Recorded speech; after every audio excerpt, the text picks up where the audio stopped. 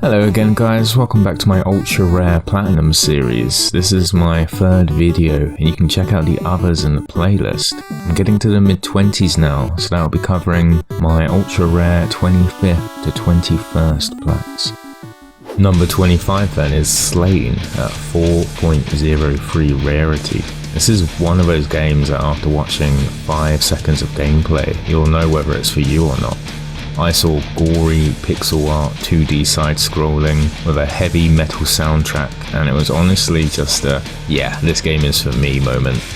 I picked up later in the year when it went on sale, so there was already an idea of the difficulty the Platinum had.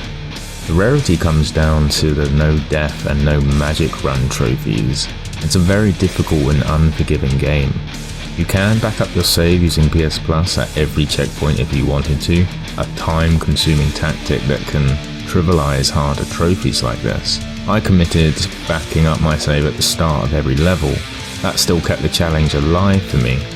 It's a brilliant game with some very difficult segments. Timing, practice and patience is key, especially for the big parries you can pull off. I really enjoyed my time with the game and my normal I'm not going to worry about trophies playthrough.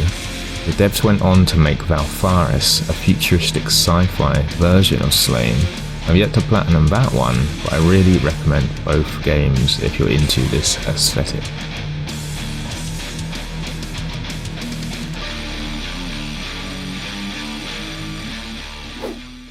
Killzone Mercenaries is next, the first Vita Platinum to make an appearance on this list.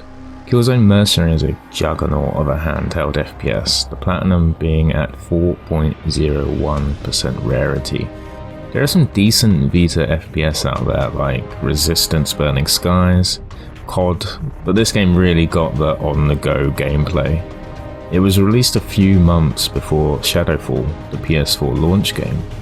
Instead of being directly linked to the main numbered titles, you play as a mercenary taking on different missions to earn credits. Indifferent to the ISA versus Helghast narrative, the character you play is only interested in the highest bidder and the dollar they receive. Handy because there are a lot of trophies related to earning money. In fact, everything you do earns you money in the game. It has a great sense of progression because of this. Unfortunately, I've just found out the multiplayer servers shut down at the same time as Shadowfalls in 2022. This game has several online trophies, so the Platinum is unobtainable now. It will only get rarer than it already is. What made it ultra rare to begin with? A massive grind of 10,000 kills across the whole game. And the contracts, which are special modifiers for the single player missions, with specific goals to complete, like destroy all cameras and headshot 50 enemies with whatever weapon in 10 minutes.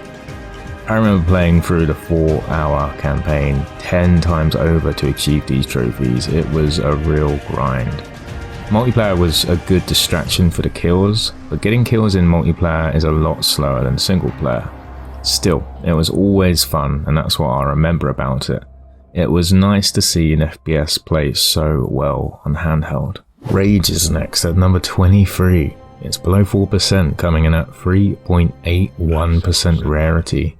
This is id Software's attempt at capitalizing on Fallout and Borderlands' popularity, with somewhat mixed results.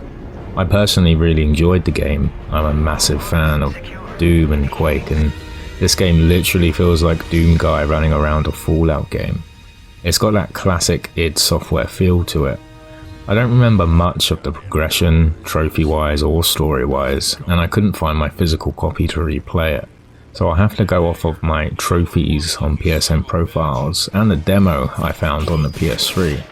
Some games are just like that. Even an ultra-rare Platinum can't be memorable sometimes, especially a PS3 game that I played 11 years ago. The rarest trophies are difficulty or collectible related, with the rarest having to 100% the game. This would include mini-games, card collecting, races and arenas. They really put a lot of content into this and it was very fun from what I remember. I know Rage 2 exists and I think it's on PS Plus or Catalog, so I'm definitely going to give that a go sometime. The Forest is my 22nd rarest platinum at 3.69% rarity. The Forest is a good game. The Forest is also a spooky game. Very enjoyable in co-op, but I forget how the trophy earning works in that situation. It might be for the host only. Maybe single player progress is for the host only as well. Running around solo is a blast though, to be honest. Finding and crafting new gear and areas, defending yourself from the beasties after making yourself a little river base. I thought the story was cool, a nice simple plane crash onto an island and then a really freaky introduction to the mutants that take your son. And then you're tracking him down across the island whilst encountering or avoiding the locals, or actually murdering and eating the locals. I remember chowing down on a fried leg I cooked at some point.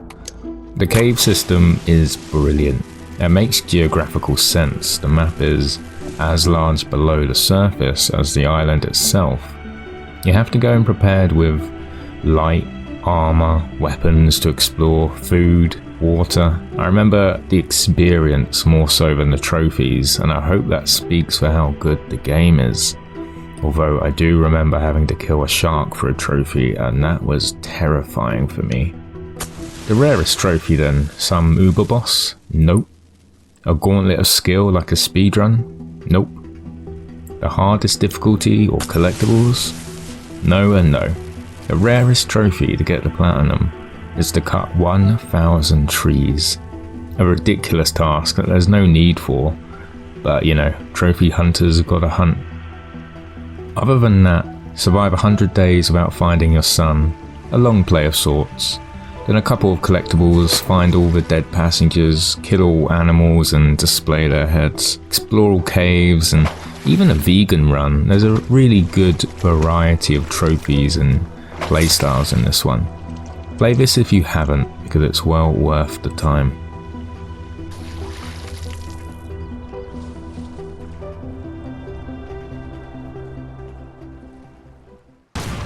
Lastly for this video is Red Faction being 3.68% rarity. I'm saddened to learn Volition went under the other week. It seems the Saints Row reboot was a little too bland to rekindle interest. I always loved the original Red Faction, notorious for its environmental destruction and damage. It was the local multiplayer that really did it for me though.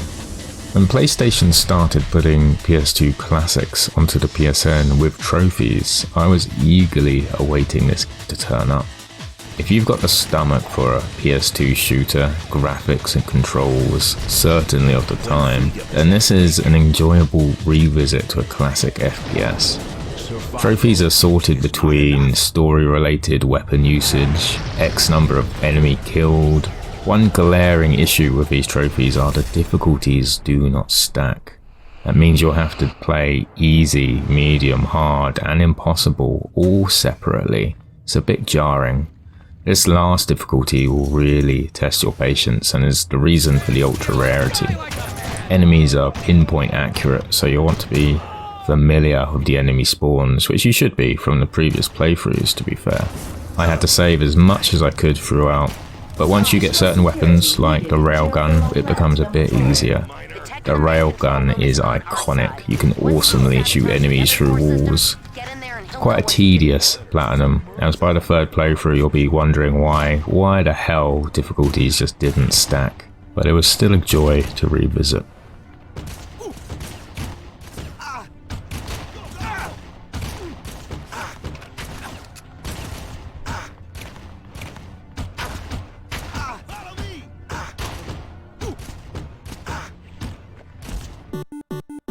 Phew, that is part 3 complete.